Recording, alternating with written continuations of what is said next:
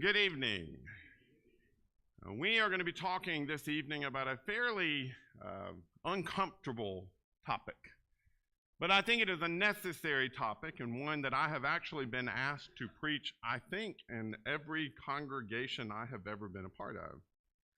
And one of the reasons I've been asked to preach on this topic is because we've had, statistically, although not typically admitted, we have a problem in the church.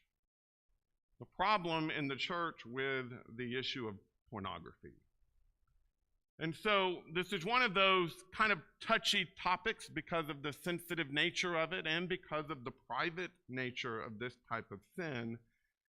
And we, I think, in a lot of ways try to excuse it away and act like it's not a problem. But just statistically speaking, both in the world and in the church, the numbers don't support the claim that it's not a problem in our churches. It is. And it's something we need to talk about, and it's something we need to deal with. I want to prove to you first that it's a problem, and then I'm going to give you what I think are three very simple steps that need to be taken by anybody who has found themselves either to the point of being an addict with pornography, or even just someone who has played with it. It is something that needs to be talked about and handled, and these are three steps that need to be taken. So we'll jump straight into what I think are some pretty startling statistics. These are fairly well-known statistics. 12% of the websites on the internet are pornographic. This number is somewhat outdated by several years, but at the time this was put together, 24.6 million websites on the internet that are pornographic. Every second, over $3,000 is being spent on pornography in our world, and 28,000 internet users are viewing pornography. 40 million Americans are regular visitors to pornographic websites, which means 1 in 3 pornographic website viewers are actually women. We tend to, as a culture, view this as a male's problem, but it really is not. 70% of men aged 16 to 24 visit pornographic sites in a typical month. That is a really high percentage, is it not? 70% of men. And then you couple that with seeing that 1 in 3 of the viewers are actually women, you can get an idea of just how rampant the problem really is. 2.5 billion emails are sent per day that are pornographic in nature. That is, I think that says 8%. I can't see 5%. It's a number percent of all emails sent are pornographic in nature. You can imagine, one day, I do this, I actually don't delete my email quite often, but I'll add up, and I am not an important person at all, and I think I get somewhere around 150 emails a day that aren't blocked. Now you imagine how many emails I get that are blocked by spam filters or by the filters already built into my computer. I don't know, but 5% of those are pornographic. 25% of all search engine requests are pornography related. That's 68 million searches a day. Keep going here. 35% of all internet downloads are pornographic. 90% of children aged 8 to 16 have viewed pornography. 90%. The largest consumers of pornography are 12 to 17-year-old boys, just to give you an idea. That number does not shift downward for those who grow up in the church, just so you know. 38% of adults say porn is morally acceptable. There are many, and by humanistic social standards, who have even been taught that it is a marital aid, and they use it as a part of their marriage relationship. Pornographic sites comprise 12% of the internet. 70% of men aged 18 to 34 visit in a typical month. Every second, every minute, here's the sense of what we're looking at. 25% of search engine requests are for porn. 1 in 6 women struggle with pornography addictions. It's a problem. And not just a male problem. It is a human problem in our modern culture. And in case we try to lift ourselves above the numbers, that's not true. 50% of Christian men and 20% of Christian women admit that they are addicted to pornography. So people who claim to be Christians who are willing to admit, I imagine the numbers are actually higher than that because there are many, because of the shame associated with pornography, who are unwilling to admit when they have a problem. 34% of female readers of today's Christian women, I can't read that, online newsletter admitted to intentionally accessing internet pornography. 34%. Of 1,300 pastors, 54% of them say that they struggle with pornography. So these aren't just Christians sitting in pews. These are the men who get up and they share the gospel with people in a general religious sense. Over half of them struggle with this. Pornography use increases marital infidelity by more than 300% chance. That's a lot. 56% of divorce cases involved one or more of the parties being involved in pornography. So over half of the divorces taking place, pornography plays a role. You find when you really do some studies of how pornography works, it really is an addiction. It creates chemical changes in the brain, rewiring changes in the brain, dependency issues in the brain. And I'm going to give you a very real example. There was a man several years ago that I was doing some counseling with. He was a fairly new Christian. He had in college gotten himself involved in with women. He had a different woman just about every single weekend. He had gotten himself involved in drinking to such a degree that he actually ended up in the hospital with alcohol poisoning more than once. He had gotten himself involved in marijuana and heroin. This man was able to kick alcohol out of his life, get rid of all of the smoking of marijuana and the heroin use. He was able to get rid of every single dependency he had except pornography. He couldn't stop.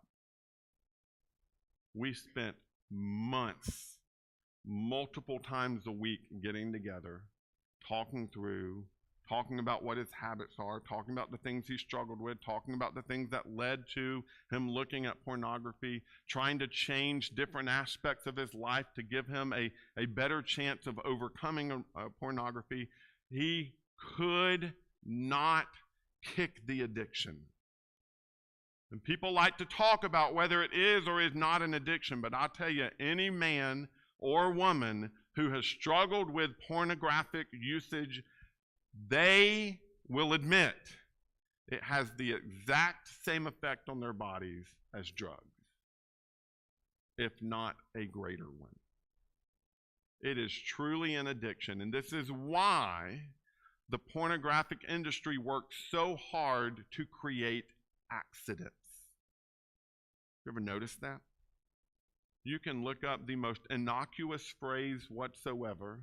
You can look up something like Bible, because you're searching for a picture of a Bible to use on a bulletin board somewhere in the classroom. And if you're not using some sort of safe search engine, something that will guard your computer, you will have things that come up that were not associated with the Bible whatsoever.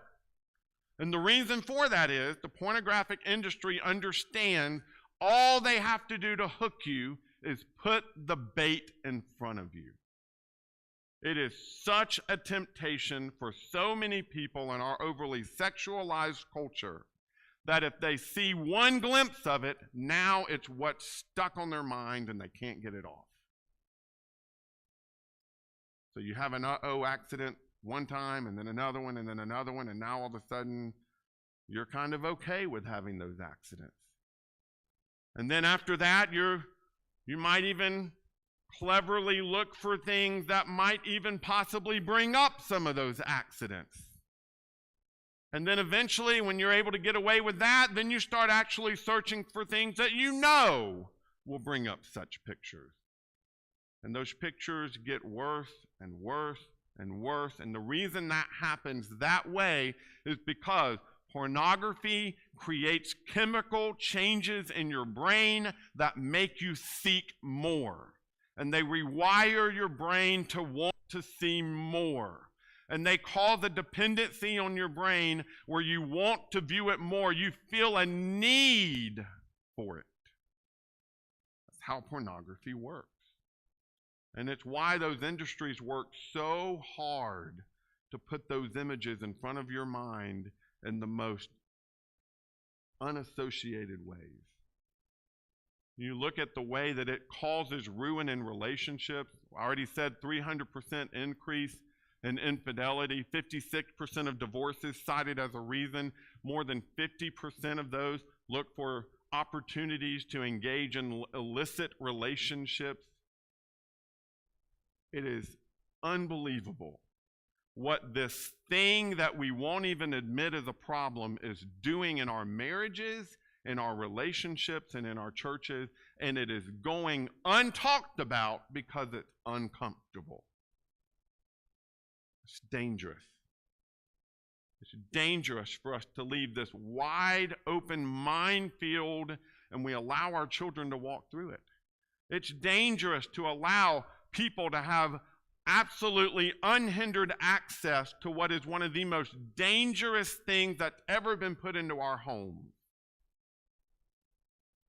Yet we do it because it's what we're told we're supposed to do. I want to encourage you tonight to take a more biblical approach to fighting this battle. And if it's not your personal battle, thank God for that first. And secondly, realize it might be the personal battle of the person sitting next to you, behind you, or in front of you. And it is something we need to be willing to discuss and talk about without shame so that we can help people move forward in a life without it. So here are your three possible, let me just kind of move forward with some of this. It alters behaviors. There's a correlation between drug use and pornography use, and even depression and pornography use, and how all those things are associated. It's a problem. For the sake of time, let me move forward in our three steps. First one is this. I think we as people need to be more intentional with our eyes. Even if pornography is not your drug of choice, which I hope it isn't, you need to learn to be more intentional with your eyes and what you look at and what you entertain yourself with. Notice over in Job chapter 31, verse 1. This isn't a command, but it is a really good example for us that Job sets forth. We know God was pleased with Job, right? What's God say about Job? There is none like him on the whole earth. Here's one of the things that made Job exceptional. Job 31, verse 1. I have made a covenant with my eyes. How then could I gaze at a virgin? Job saying, I'm married, which means my eyes are also married. I don't have a right to even look at another woman. Several years ago, I'd gone on a business meeting or a business trip with a friend of mine in a business that we worked together. And we were meeting with some other people that we worked with from another state, and they were supposedly Christians, went to a Church of Christ there where they were, and it was a dad and his son. And the son, we were sitting there in the hotel lobby, kind of all getting there so that we could go out to dinner. And we're sitting there, and the son's having a coffee or something. And he goes, "Hey, Dad, look over there." And there's a woman. He looked at me and goes, "Oh, I forgot you're the preacher." Well, I can look as long as I don't touch, right? No! No! Is he being faithful with his eyes when he does that? No! Because looking leads to touching. Admiring the beauty and the beauty in that sense of women or men is a problem. We have to guard our eyes if we're going to be blameless before God the way he commends Job. Psalm 119, verse 37. Over here it says, "Turn away my eyes from looking at vanity and revive me in your ways." My dad, back when I was a kid, he printed off this verse in Job 31:1, and I think it had this verse attached to it too. There was another verse, and I can't remember which one, but I think it was this one. And he put them on the top corners of our television screen. You know why he did that? Not because we had a problem of looking at porn on our television screen. That wasn't an issue in our home. Do you know how much worthless, vain stuff we watched on that television screen? Do you know how much time we wasted? I'm not saying it's a sin to watch The Cosby Show or to watch Gilligan's Island or to watch I don't even know what modern shows are anymore, so I'm dating myself as a really old man in a young man's body. Not so young man's body anymore. So I'll just be we've got these these shows that we watch, and we watch them for the entertainment value, right? There's nothing wrong with entertainment. There's nothing wrong with knowing what's happening in a show. There's nothing wrong with, it was mentioned this morning, Chris and Joy are watching Chosen. But I would argue that's not vain. That's worthwhile. They're choosing to put something worthwhile in front of their eyes. I'll be honest. There are often times when I choose to put something completely worthless. And again, I'm not saying that's wrong. I'm saying it can lead to something dangerous if you're not careful. There's nothing wrong with vegging out in front of the TV on occasion because it's been a long day and it's nice to just turn the brain off. But it's also not productive.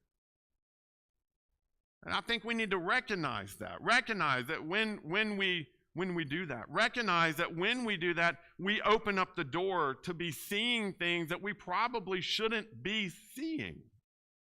Things that we shouldn't be entertained by. Matthew chapter 5, verse 27.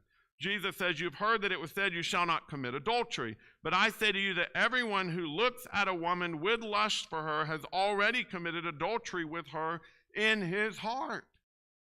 We've got to realize that visual lust is a problem. That when we put before our eyes things that we are going to be tempted by, we're endangering ourselves. And the problem sometimes isn't that you're tempted by this one show, but it opens up the door or it loosens our standards for something else. It sets a precedent for other things that we shouldn't be watching. We need to be very cautious about that. What are we told over in Philippians chapter 4, verse 8? Whatever is true, whatever is honorable, whatever is just, whatever is good, whatever is lovely, whatever is of good repute. Dwell or meditate or think on these things. I'll be honest, my habit is to do as little thinking as possible because it's nice to turn my brain off. Be careful about that. Be careful about letting your eyes become loose. Letting your eyes just wonder. Letting your eyes be the kind of eyes that don't look at things with intentionality, but just looks at things because they're there. Because when you get into the habit of not being intentional with your eyes, that's when the devil puts things in front of your eyes that are going to tempt them. We've got to be cautious about that. One of the simple ways is just view women as family. 1 Timothy chapter 5, verse 2. Paul tells Timothy here in this passage, starting in verse 1, do not rebuke sharply an older man, but rather appeal to him as a father, and to younger men as brothers, to older women as mothers, and to younger women as sisters in all purity. If I am viewing the women around me and the men around me as family, and I am protective of those men and women the same way I would be protective of my family, if I viewed the young women that I see on the street as daughters or as sisters, and the older women that I have in my life as mothers, and I treated them the same way I treat my sister and the same way that I treat my mother, that eliminates a lot of problems, doesn't it? I guarantee you, I don't want to see my sister dressed the way I see some of these women on TV, and especially some of these women on the internet. So I should see them as sisters. Hebrews chapter 13, verse 4. Over here, one of the great passages on marriage. Marriage is to be held in honor among all, and the marriage bed is to be undefiled, for fornicators and adulterers God will judge. Undefiled marriage bed. If we would value the marriage bed and the marriage relationship, and the marriage bed being that particular part of the marriage relationship, it makes all the difference.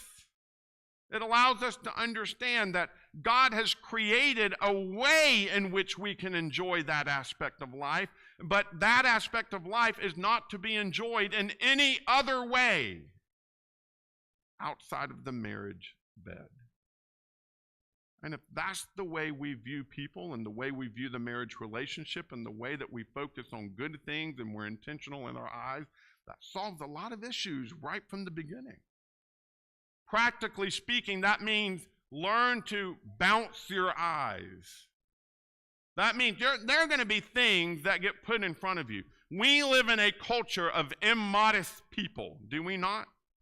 You can't even drive down the road without seeing billboards of tanning bed places, and even the HVAC places are now putting scantily clad people on their billboard. I mean, it's ridiculous. I was listening to something the other day, and they said 2 things sell these days: sex and fear. That's it. You're going to use one or the other to sell something.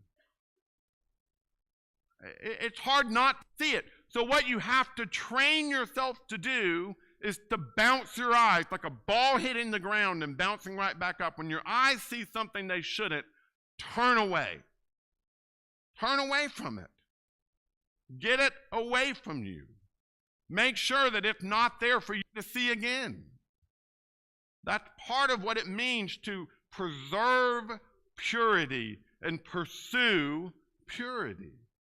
Realize you're going to see temptations everywhere. Even if you're watching the cleanest show on TV, you still got commercials. Unless you're one of those fancy people with a DVR and you just skip over all the commercials. That's not a bad idea. This is your preacher endorsing getting a DVR so you can skip commercials. I mean, that is, you're going to have it thrown in front of you. My high school, when I lived up in Maryland, had no enforced dress code. None. When we would have Sadie Hawkins weeks where you would have themed days, every year there was a beach day. Guess what the women came to school wearing those days? And I think they finally enforced you had to wear shorts. But they'd still walk around in bikini tops. And then they also had pajama day. Guess what those same women came wearing on pajama day? Boys would show up in boxer shorts only. It was ridiculous. This was 41 now. 23 years ago, that's the standard. It is unreal. There's temptations are going to be there. I couldn't just skip school those days. I guess I could have, but I skipped school too many other days. So, it's one of those things were in front of me. What do? You learn to bounce your eyes. You learn to look the other way. You learn to be intentional. You learn to value what is beautiful and godly and true and give your attention to those things so that you're not left with nothing to look at, which is when the devil puts bad things in front of your eyes. I'm going to tell you right now, with all the people I have talked to over the years that have struggled with pornography, it is generally not started by a pursuit of illicit things to look at. It is started out of boredom. It's generally where it starts. You know what we've told our kids when our kids come to us and they say, "Dad, I'm bored." I say, boring people are bored. Go be not born. If you're a Christian, do you have something you can be doing? All the time. If you got nothing else to do, go pray. Go read your Bible. I'm not saying you should only pray and read your Bible when you have nothing else to do. It should be a priority in your life. But when you've run out of other things to do that again. Focus on God. Think about what is true and honorable and just and pure and lovely and of good report. Whatever has excellence, think on those things so that you don't have times of boredom or times where you fall back into the habit of looking at things you shouldn't. Next step 2, just as easy to understand. It's this: run. That is the step that so many people are unwilling to take. 1 Corinthians chapter 6, starting in verse 18. 1 Corinthians 6, starting in verse 18. Flee, run from, get out of the room, get as far away as you possibly can from immorality. Every other sin that a man commits is outside the body, but the immoral man sins against his own body. You see that? Run. Flee. In case that's not clear, you have the same thing said by Paul to Timothy over in 2 Timothy chapter 2, verse 22. Now, flee from youthful lust and pursue righteousness, faith, love, peace with those who call on the Lord from a pure heart. Run.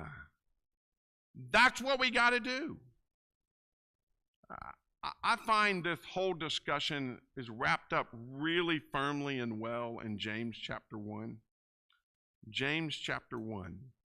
I want to read verse 14 and 15 here. You're familiar with these verses, but I want to kind of pick them apart here like I have them on the screen. Each one is tempted when he's carried away and enticed by his own lust. Then when lust has conceived, it gives birth to sin, and when sin is accomplished, it brings forth death. So let me kind of systematize or formalize this idea. We are all created with desires. That's the word lust there. I'm going to use the word desire because we tend to associate the word lust with one particular desire. We all have desires. Right now, I'm on a little bit of a diet. Okay? I desire cookies.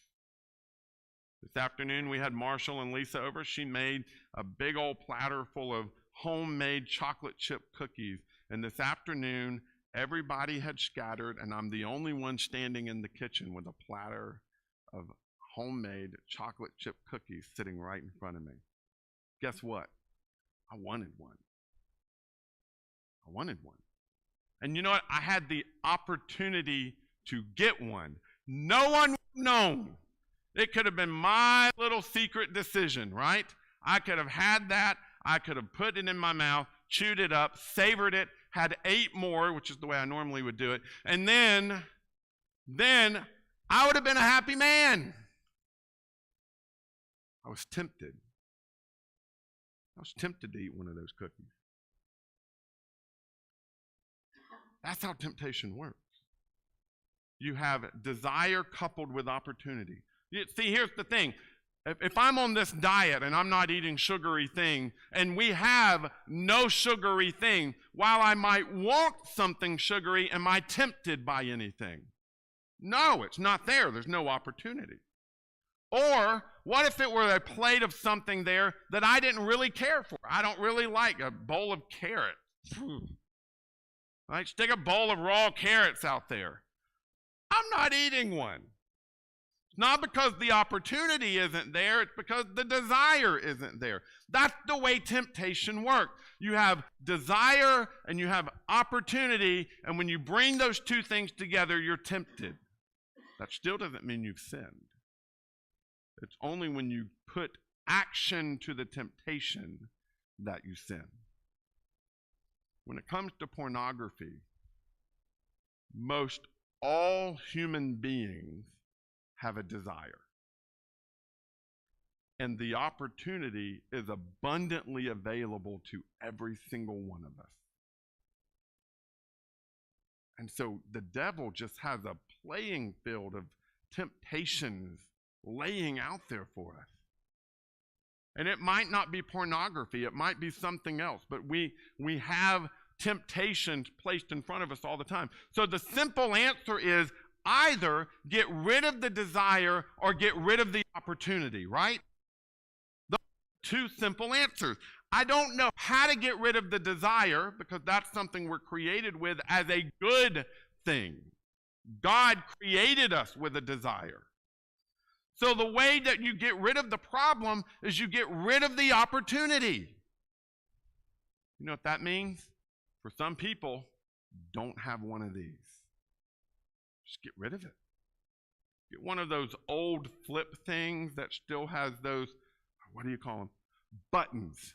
Get one of those. Right? I mean, that's the simple answer.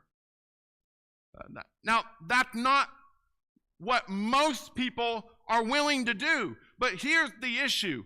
Lust, pornography, these issues, they are not automatic problems for every person. They are choices some people have given themselves into. They have decided, well, I've got the desire, I have the opportunity, I'm going to bring those two things together and act on it. That's what James says. It is a choice they made to sin. But if you can choose not to, and then choose to eliminate what is creating the opportunities for you to fulfill your desire in a wrong way, then you have just won most of the battle. It's that simple. Question is, how far are you willing to go? How far are you willing to go to eliminate the issue? For instance, are you willing to avoid situations that lead to lust, like certain TV shows? You find that man or that woman particularly delightful, don't watch a show with them in it. Just avoid filling your mind with thoughts of that actress or actor. Or avoid watching movies or that television show whatsoever. Avoid spending alone time with your phone. Do not take your phone to bed if this is a problem in your life. I would dare say that is a wise thing to do anyway. If you're married, it can interfere in your marriage. And if you're not married, it's just distracting for the good sleep you're supposed to get anyway. So get rid of that. Don't spend alone time with your phone. Place your computer in some sort of public place. Put safeguards on your devices. In our home, we have a Disney Circle that limits what our computers are able to see. And we have a program called Covenant Eyes that actually logs every single place we go. And if I go to a place on my computer that is questionable, my wife is immediately sent an email that allows her to see where I've been and why they flagged it, and she can look at it and decide if it's something she needs to talk to me about, because she is my partner in making sure that I keep my heart pure. Shouldn't we all have something like that? It not only blocks me from going to places, but it also allows me to be held accountable. We need things like that, especially if you've got young people in your house who have access to the internet. Make the temptation as inconvenient as possible because you eliminate the opportunities. That's how to handle this. I'm not saying that fixes the heart. It doesn't. But it allows you to take steps forward in fixing the heart. Do you see that? I mean, these are just practical steps you can take. Busy yourself with worthwhile things.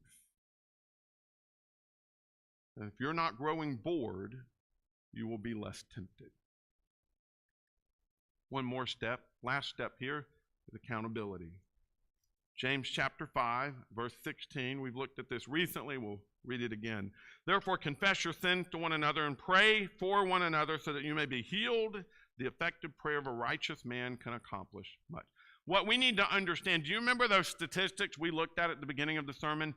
If you struggle with this, you are not alone in your struggle with this because others have walked the path before you or they are currently walking the path with you. You are only alone in this battle if you choose to be alone. And I'm going to tell you right now, hands down, the single only reason you choose to walk through this struggle alone is because of pride. That's it. There is no other reason in the world you choose to fight this battle by yourself.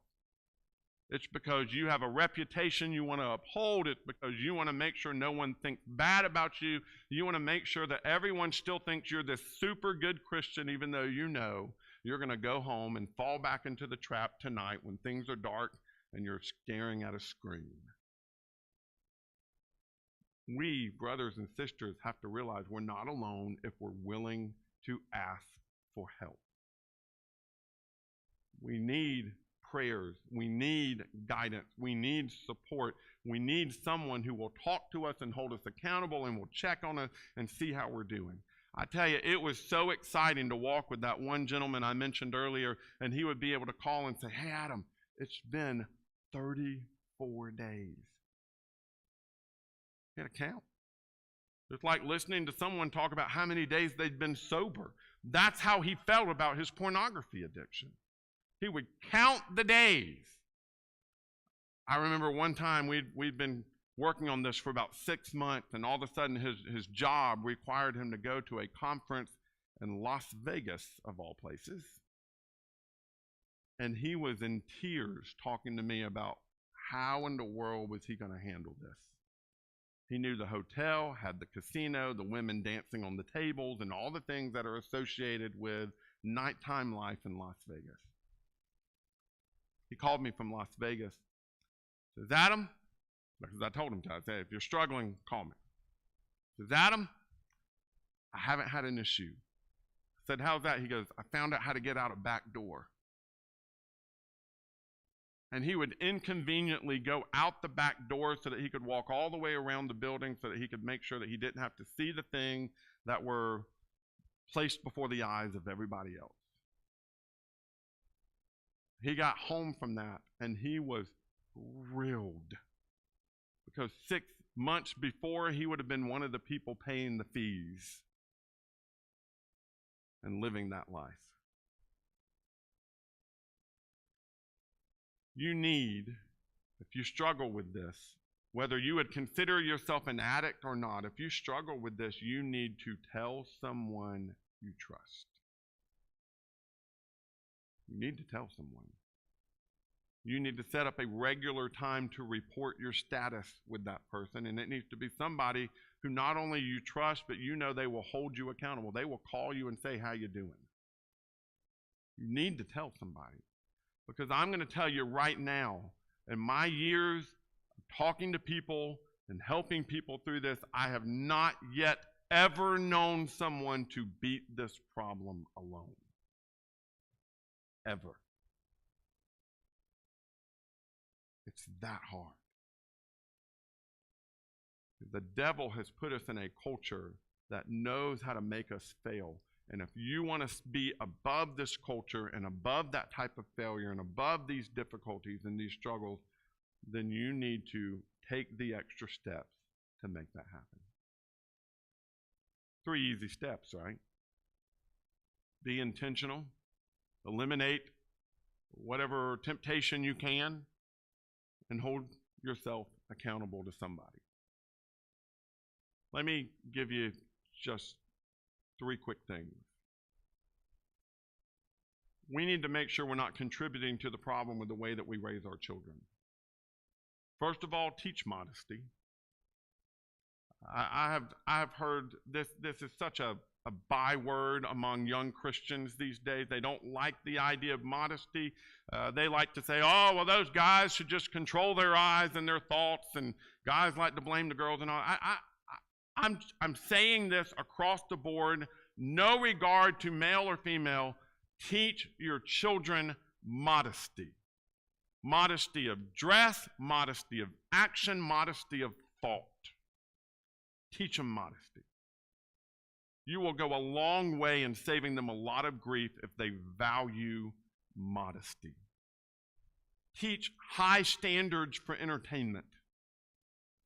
That doesn't mean teach them to like the same 80s cartoons that you like. That high standard, I agree. But my point is, teach them to value something that is actually worthwhile, not just vegging out and turning the brain off and watching stuff that is easy for the brain. Teach them to value goodness and truth and loveliness and what is excellent. Teach them those things. Realize that our Christian standard is better than the world standard. And while the world might find their entertainment and shows, and we want to fit in, we want to be able to have conversations about the latest this show or the latest that show, if you can't watch the show, don't watch the show. And if that means you're left out, be left out. Yeah, I'm going to tell you why. One day, they're going to be left out of something you have because of the choices they've made here. And if I have to choose between the latest TV show and the gates of heaven, I'm choosing the gates of heaven. Second thing, don't create opportunities for failure. You know, life is already full of temptations. Don't make it harder. Don't go looking and browsing and flirting with things that are dangerous. Just don't. Stay away. Flee, it says. And if we're willing to flee, if we're really willing to run away from the things that are going to cause trouble, we'll do better. And then lastly, don't make confession more shameful than it already is. If somebody needs to come forward or somebody needs to talk to you privately, or I'm going to go ahead and tell you, because this is such a shameful thing in our culture, let me give you an example. I taught a class one time to a group of teenagers, and there was probably 25 teenagers in that room. And I gave them an anonymous survey of their experiences regarding sexual temptation and things like that. There were several people in that class that admitted to being sexually active, but not a single one of them ever admitted that they looked at pornography. It was odd to me that statistically the class matched what the statistics are regarding sexual activity, but they were completely silent on the issue of pornography. This is an issue that holds shame. It is a private sin that people really struggle with and find themselves trapped by, and they don't want to admit it. It is absolutely humiliating to admit that you struggle with this sin. Don't make it harder for them than it has to be. The goal is to help you, not to shame you. And I'm going to tell you right now, we've got elders in this room who are willing to walk with you through this issue if you're willing to go talk to them. You don't have to come forward. Go talk to them privately. send them a message this week. Just don't fail to send the message. But we need to make sure that we're not being the kind of Christians who despise people for their sin, but we're willing to rejoice with them because of their repentance. And if we're willing to have that kind of reaction, that kind of trust among ourselves, among brothers and sisters, then we might be able to kick some of these problems that I can guarantee you are plaguing our church, even if we're not willing to admit it. This is a problem that can be overcome if we're willing to do the work to overcome it. So hopefully we'll be able to do that. Let me quickly offer an invitation. If you're not a child of God, that is always, and you hear me say this repeatedly, the first step. Become a child of God. You've got sin in your life, let's get it washed away. But for those of us who find ourselves becoming a statistic, who find ourselves struggling with a sin that the world struggles with, don't feel alone. Don't be alone. Let's get it fixed. If we can pray for you, if we can help you by baptizing you into Christ, please come forward as we stand and sing this song.